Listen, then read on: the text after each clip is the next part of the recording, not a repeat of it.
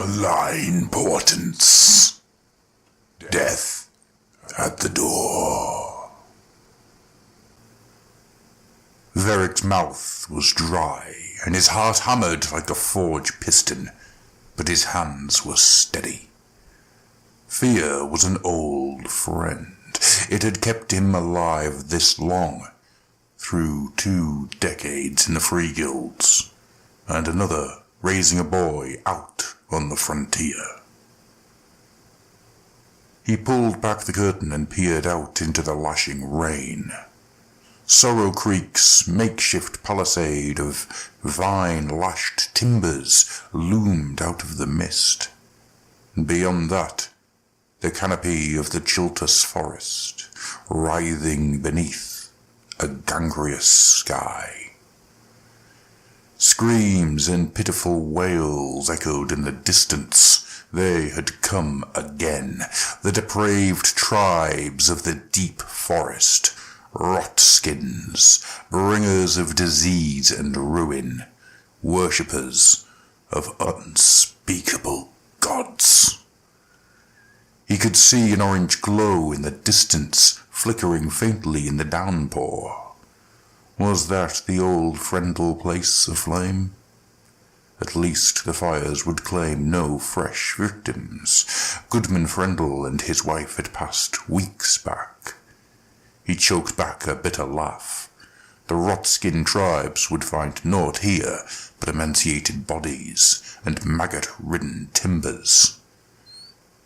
The able-bodied had long ago abandoned this cursed place, taking their chances upon the long, dangerous road back to Greywater, rather than facing the slow decay of the weeping Agu.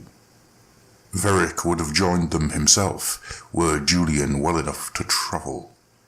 Death had already visited Sorrow Creek, and it had left only the ill-fated and the foolish in its wake. Another scream cut through the storm, piercing and ragged with terror. Varric crossed the room and reached for the varnished repeater that hung above the fireplace of his humble homestead. He hefted the heavy bow and cranked the lever, then checked the chamber and saw 5 gleaming bolts of steel stacked and ready. Simply holding the repeater seemed to steady his frayed nerves. A Durridin-forged piece, it had been with him since he donned his first uniform, and in all that time, it had never failed him. "Da?" came a thin voice from the stairs. There stood Julian, wrapped in an old frayed blanket, his face pale as snow, his eyes wide with fear. The Agu had robbed the strength from his body, and his skin was blotchy, with the sickly sheen of meat gone bad. Julian had entered his 17th season as a strapping lad, well-muscled from his work in the timber fields, hacking open goldwood pine in a search of priceless amberdew. Varric hated to see his strong, courageous lad laid so low.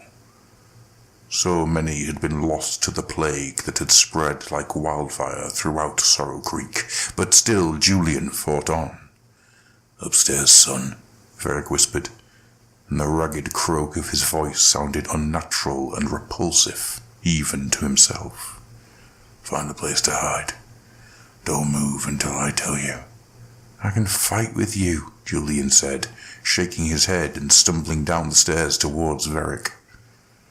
Even as he had reached the floor, his strength left him, and he tripped and sprawled into the hall, landing hard.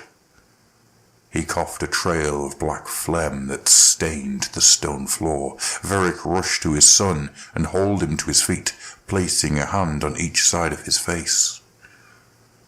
"I know you can fight," he said, "but there's a time for blades and a time for good sense, my boy. You can hardly stand, much less swing a sword.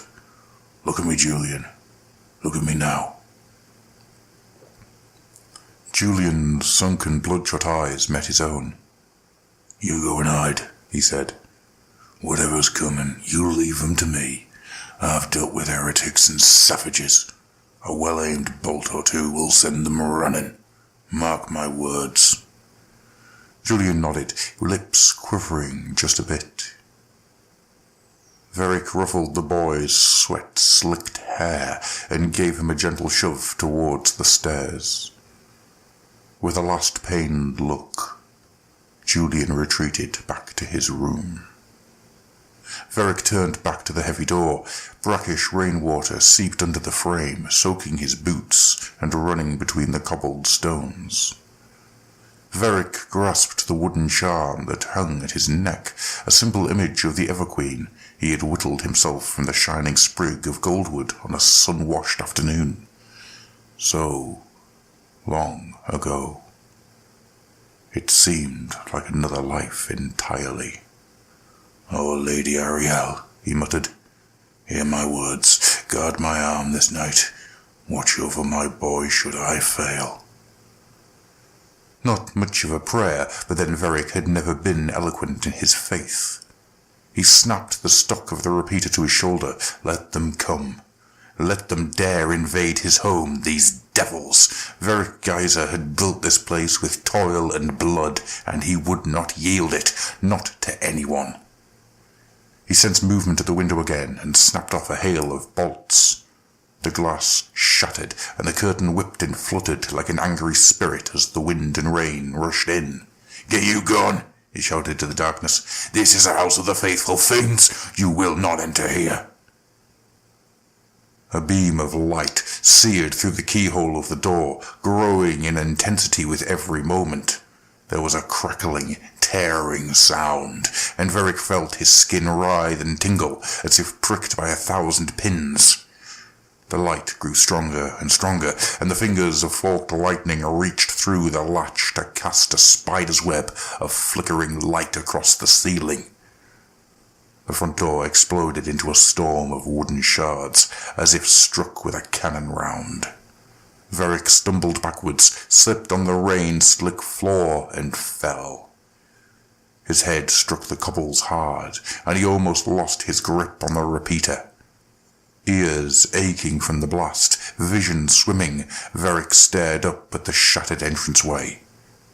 It was no fur-clad savage that loomed over him, but a statue forged from gleaming metal, rain pouring in rivulets down its stark white armor. Rippling arcs of lightning swirled across its form, and the warhammer it clutched in one enormous fist. The shadowed sockets of its unforgiving war mask seemed to gaze through Varric's very soul. As the living statue took a single stride forward, raising its hammer high, Varric began to scream.